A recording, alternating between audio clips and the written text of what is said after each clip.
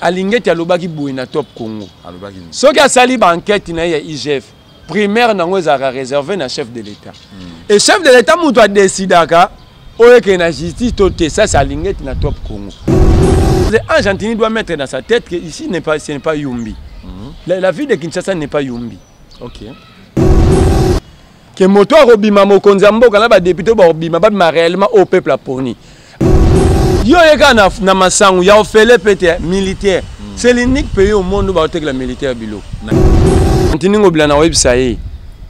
S'il ose yé na la police ba la technique Félix Chilombo. Jantiningo bila. Général Kassongo na ba policier nyonso ba robima wana.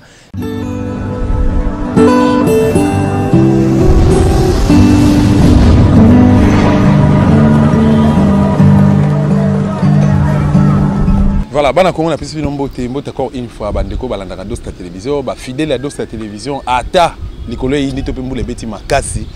Bozalaka toujours na ngai, bozalaka toujours na biso, bo encourager biso par rapport musala to ya kitoko to sala la bino surtout un engagement oyo tozwa ya obundela mboka na biso République démocratique du Congo. Vérité plus César 43 ali moko ba biso to disposer na chaîne, la chaîne du peuple pour na repesa bino ba information politique oyo ko préoccuper mboka na biso République démocratique du Congo, mboka Kimbangu, mboka mama Kimpavita, mboka président Kasavubu ya maréchal Mobutu, mboka bakoko na biso, mboka bokoko na biso.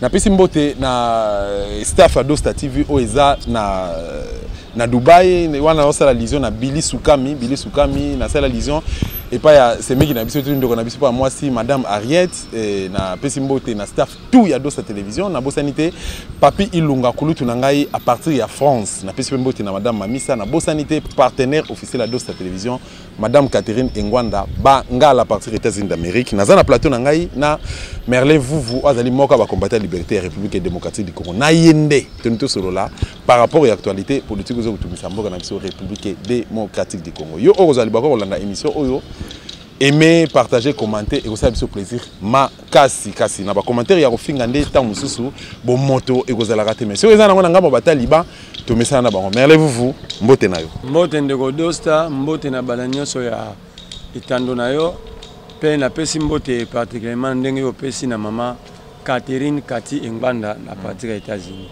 Voilà, mbote na yo e komi pa mama Kati Engwanda Merlin Vuvu pa pesi mbote. D'abord bonne santé na yo.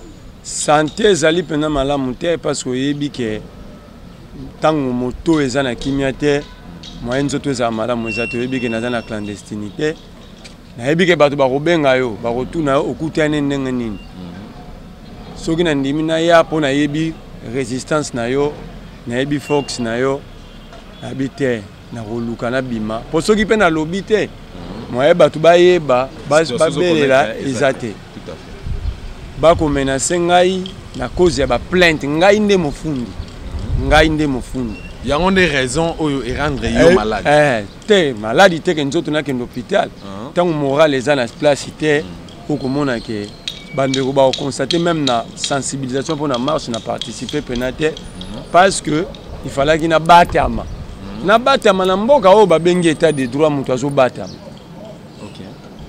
na mboko babi mibeko ezali moto akoti clandestinité parce que nazo tuna différence nango na tango ya Kabila ezanini potango ya Kabila to dénonçaki bakulutu nso bazako kamba CLC banda Yuel ba maman Léonie banani bazaleki na clandestinité po Kabila kanaki soka tui bango ko kanga bango ko boma misusu mais lelo to bako so Kabila kei mais ngai na clandestinité.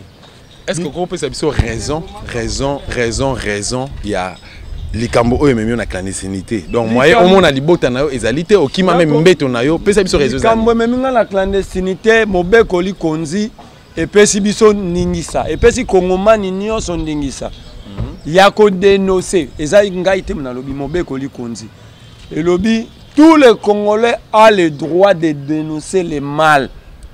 Ngai na vandi na fanda boy oyebi ke ngam na banda ko ba mambu ya 100 jours ke bayibi mbongo ya projet 100 jours basombi banda kuna nyangwe écoutez ngai boloko mais si malango nazaka fier parce que vérité bima ke réellement mbongo ya projet 100 jours et ça ka ba yibara yango mais place nazaka fier te mboke randanga fier randelanga fierté wana te parce que ba récupérer mbongo wana te Mais bâti on a boloko. Mais nga la koti boloko. Est-ce que au sambaka tango bakanga? Bakanga ngai na beta mbula mobimba na sambaka te. OK.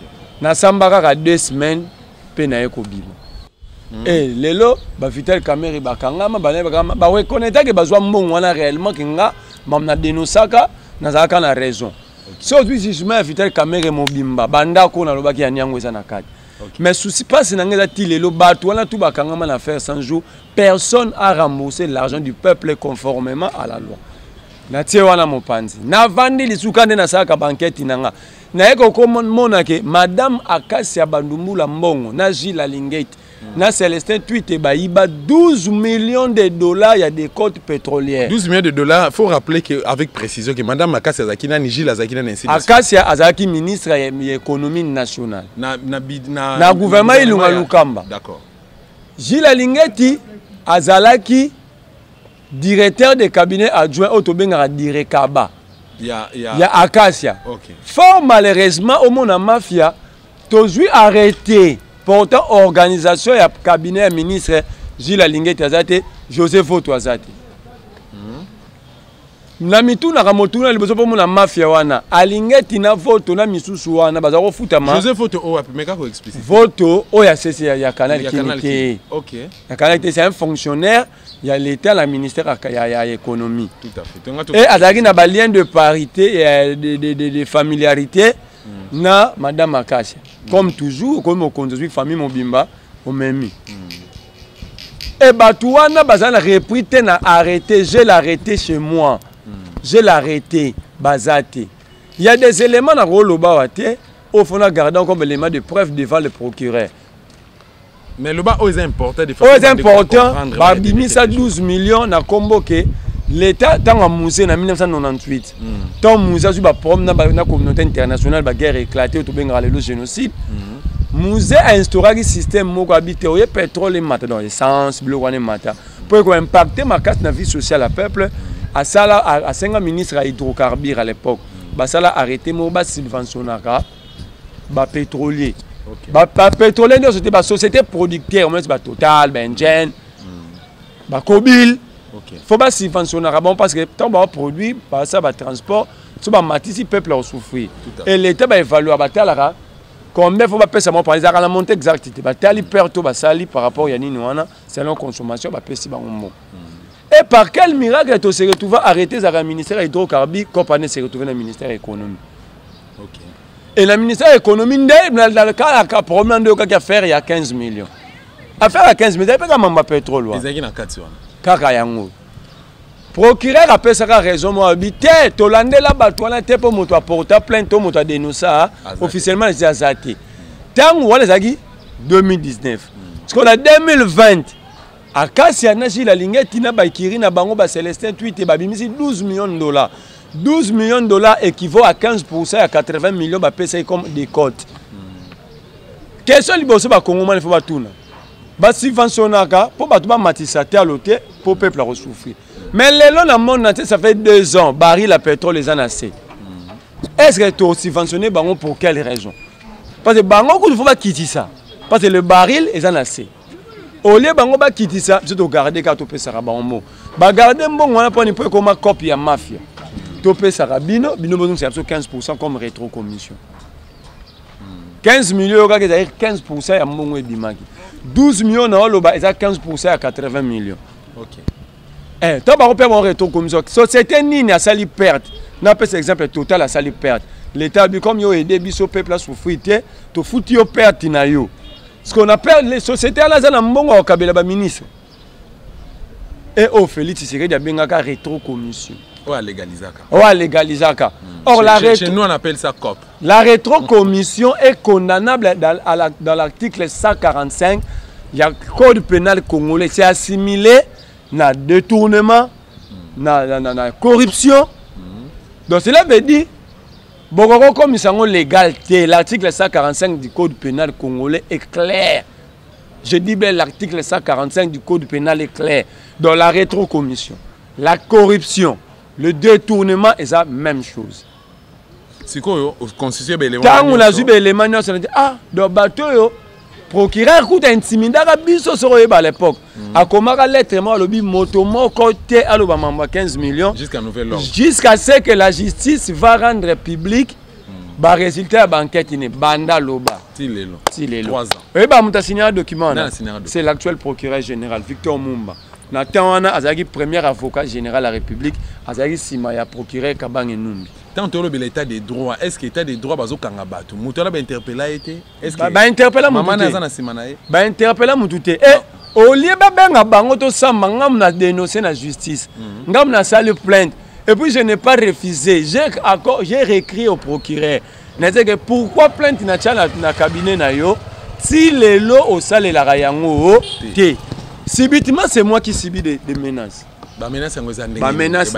Demain, par exemple, on me traite d'un insecte qu'on peut écraser à tout moment. Wana bato balinga tina bakasha.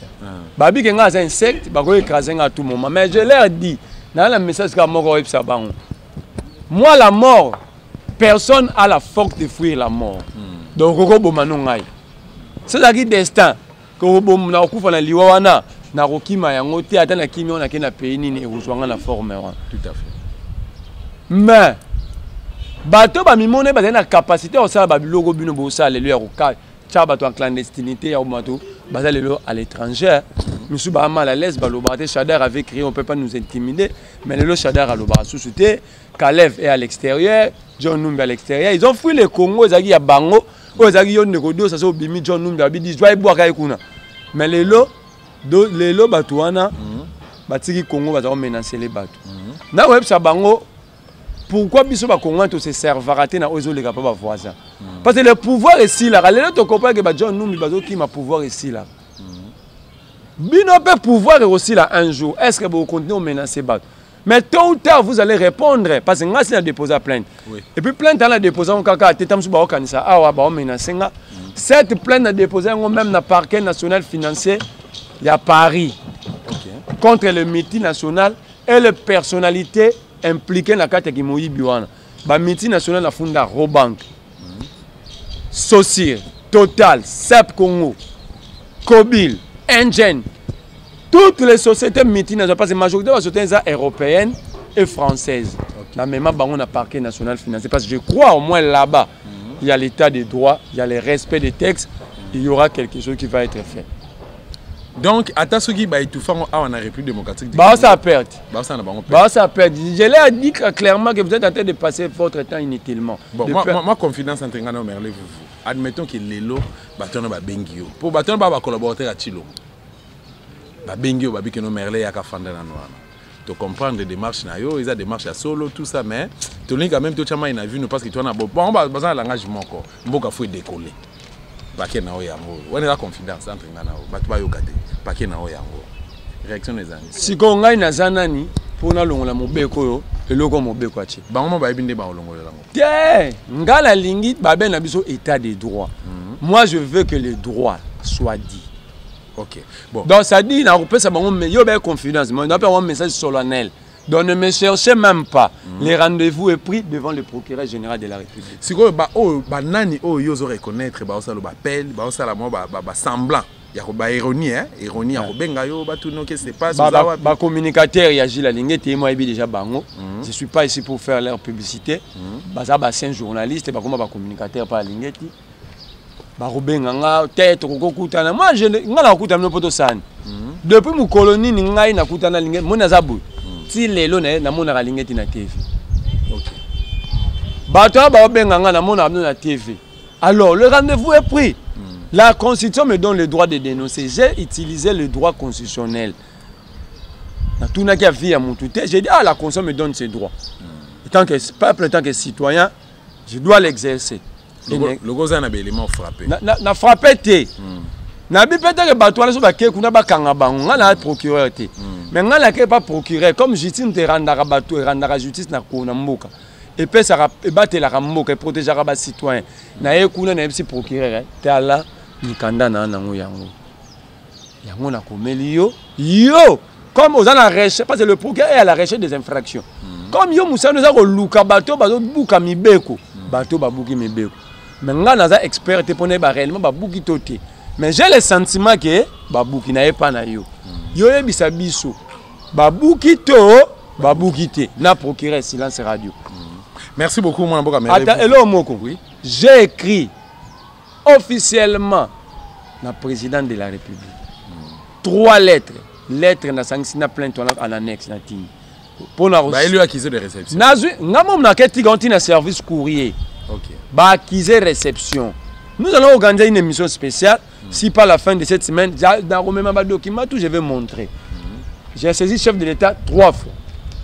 Et je vous remets que le lobby n'a saisi le chef d'État pour la 4e fois. Pour demander son implication personnelle. Parce que hier, à l'ingéti à l'obaki bouina top Congo. Ce qui a sali enquête na IGF primaire nango ezaka réservé na chef de l'État. Et chef de l'État mou doit décider ka oye que na justice toté ça c'est à l'ingéti na top Congo. Le gars à l'ingéti mdadas maintenant inculpé ou cité. Na kepa moutou appelle ça ordre parce que oye que la justice à la libre à l'ingéti dit c'est le président qui choisit. Donc la justice, vous comprenez par Alingeti que la justice congolaise n'est pas indépendante, n'est pas libre. Alors, Bisso n'a recommandé les sous pour la 4e fois. Et je vais saisir Joe Biden via l'ambassade américaine. Parce que le département d'État américain va féliciter qui Gilles Alingeti dans Moussala Zossal. Oh, Moussala Gilles Alingeti, il y a là, Congo doit fruiter. Parce que jusqu'à aujourd'hui, tu as récupéré 0 francs au Balobaki, Batbaïbaki. Merci beaucoup, moi, Mboka Merle. Mais moi, je suis par rapport à la situation que je reconnais. Vous vivre présentement. Vous vivre vous vivre est-ce qu'on a des conditions à bien? On a été noté pour et comme on a commis là. Ils habitent Tumbo, Tundimaki, Tourumeyango Bongo. Tout est bien que tu as un Mboka, il y a des photos, il y a des dinosaures. Nous acceptons. Nous avons combattu là. Ceux qui n'ont pas na fandi, ceux qui n'ont pas conditions sont bien, tu es bien que clandestinité, on va dans la place où ils sont bien. Pour se faire une place à un hôtel, ils vont te repérer. Donc, on a une place où on a vendu. On a des conditions, espérons que Kalate est ici là, pour que le Congo ait triomphé. Merci beaucoup. Tomé un peu retourner page Tomé encore aborder actualité politique. Il y a Mboka Namiso République démocratique du Congo. Moi Mboka Merle vous Martin Fayulu m'a dit la plateforme la Mboka va décréter marche na date à les 15. Donc c'est déjà demain. Et c'est rapi bah comment qui officiellement hôtel de ville bah pour n'a quoi informer hôtel de ville mais hôtel de ville n'a tourné à lobby que Aza en mesure il y a qu'à sécuriser bah hôtel donc à lobby non na marche. C'est de l'amateurisme, c'est la compétence. C'est-à-dire la question que je pose à Gentini Ngobla, qui est-il pour ôter ce qui est pour ôter au peuple son droit constitutionnel? La Constitution dans son article 26 est claire. Le droit de manifester est garanti. Tout Congolais a le droit de manifester contentement, mécontentement, par voie à manifestation publique dans celle-là, par voie à pétition, par voie légale, nous sommes reconnus. Et il y a une loi organique qui statue sous le mécanisme, il y a organisation, il y a marche ou il y a manifestation.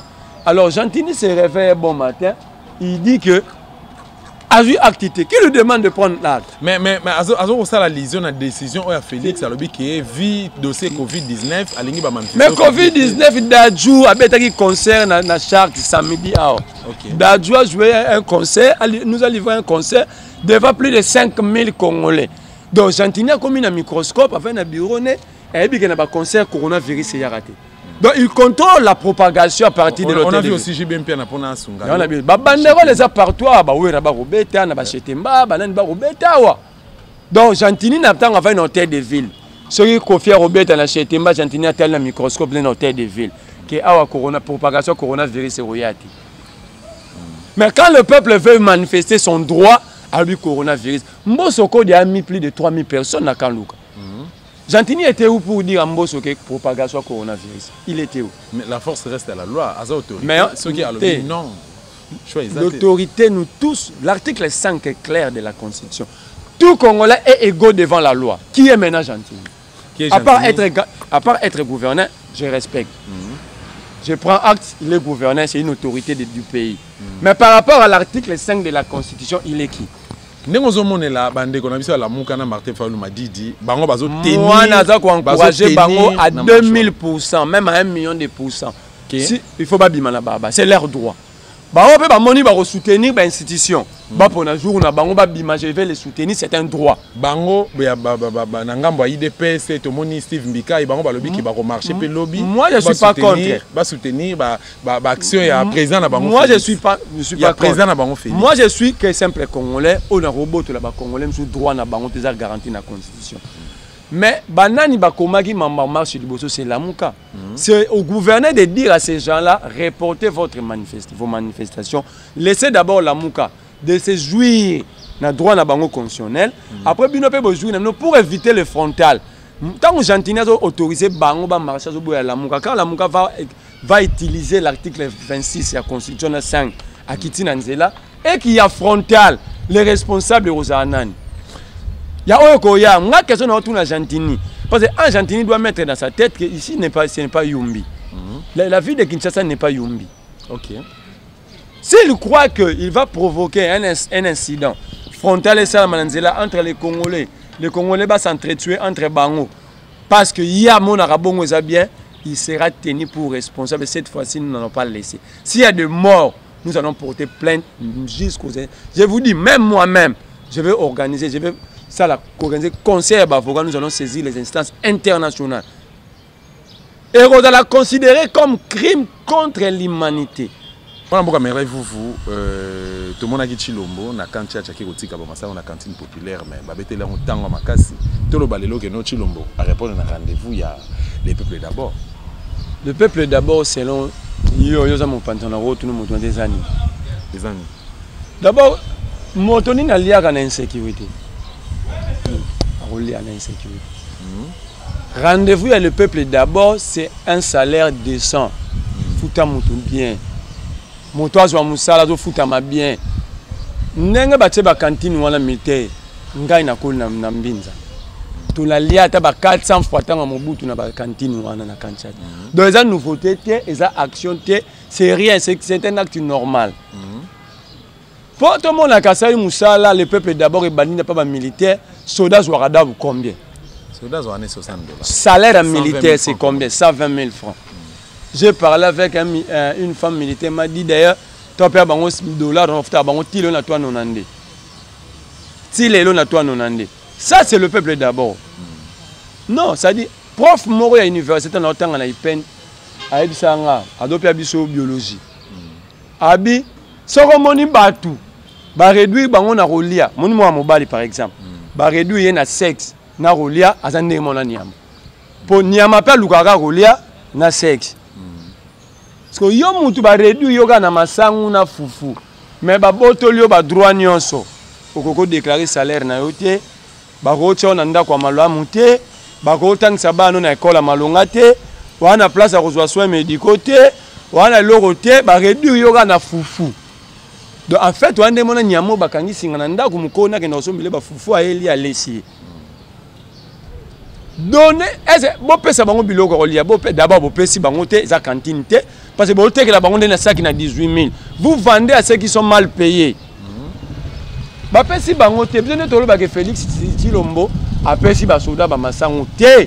Bazo te ka yango 18 000. Donc soda zo rané 60 000. On va passer ma sangu na nenga zo servir mboka sous les drapeaux ba été que la yango le Soudan place à reçoit soins médicaux ya na 60 000 wana fat amema bana base ba base wa traitement na 60 000 ba passer ma sangu façon ba makala façon ba mafuta ba passer secrétaire façon ba secret ma sangu na melo poto ndé ça dit na 60 000 francs na ba elega ma sangu ce qu'on fait longola sous 18 000 francs sur ma sangu donc c'est 42 000. Na 42 000 waskonde faut asomba amema bana hôpital asomba musi ya bana barolala allez voir comme rentrée scolaire payant rentrée scolaire pour na pesi ba kaete na ba sac na ba uniforme pourquoi ba pesi ba kaete donc on réduit tout un peuple à la nourriture donc ça dit pour la gouvernance actuelle biso to ba nyama nous sommes bonne ba biologiste ba l'homme est un animal doté de la raison. Soda na so foutu à $400 ou à $60. C'est comme denga la kaka boy mbonga la kaka bon. Ala kaka ba $400. Depuis février 2019. Ce qu'a pesi bango ba $400. Soda na osoma masangu na e. Donc ça dit bazui côté ba lo ba l'homme est un animal doté de la raison, ba longoli raison, ba tiki so ba animal proprement dit. Ba yuka so apesi ko lia oyembi. Mais le travail c'est un droit. L'alimentation c'est un droit aussi. La santé, l'éducation, la sécurité. Yo yeka na masangu ya ofele pete militaire. C'est l'unique pays au monde où ba tek la militaire bilo. Na teni. Militaire la teni ba tek quand même na kan fonga na. Merci beaucoup moi mboka merle vous na kan teni ba teni tek kamara partout. Ça na teni to ke pa mninga no soda tek le teni. Kene na kan fonga d'abord so talika forme ba policier ba vanda. Obino nous sommes loin ya Rosala état. Merci beaucoup de répondre à rendez-vous na biso mais par rapport à entretien ngano na mukuse penza bandeko bako retenir nini au petit numéro na téléphone pour petit mot de la fin. Et là batu ba retenir si tout le peuple congolais. Il y a des rendez-vous historiques qu'il ne faut jamais manquer. Tout à fait. Donc demain il faut être là. Constitution de lobby pour ma Congo et ça va crise à légitimité. Alors biso génération na biso to retourne atteindre ba kolo la biso ba tunara ba tunara to comment retourne bon bozaki ba crise à légitimité zo landana bozo tika. Alors nous allons en finir une et une seule fois. Il faut une bonne CENI que moto robima mokonza mboka na ba député ba robima ba réellement au peuple à poni. Alors j'appelle, je lance un appel solennel à tous les Congolais d'être là de répondre massivement demain. Pas pour na Fayulu, pas Muzitu, sinon ils rose bo ça la bango, toto ça la bango. Boya pona mboka na biso. Numéro na nga téléphone za plus 243 89 39 31 940. Na Gentini ngobila na website.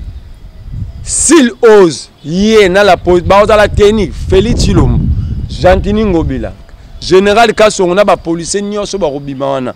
Ils seront tenus pour responsables et nous allons formuler une plainte à bonne et due forme, non seulement la Congo, jusqu'à l'extérieur au niveau international. Nous allons considérer ça comme génocide sur le peuple. Merci beaucoup. Moi, Mboka Merle, vous venez répondre à rendez-vous. Merci à l'équipe technique. Il y a Dosta Télévision. Merci à nos collaborateurs. Il y a Dosta Télévision. Si vous avez une émission, vous commentez en haut, betel solo, partagez, aimez. Moi, commenter ça là bien. Merci à maman Catherine Ngwanda. Merci à Dostin, Dostin, Nyon, surtout que vous avez une occasion. Ingeta.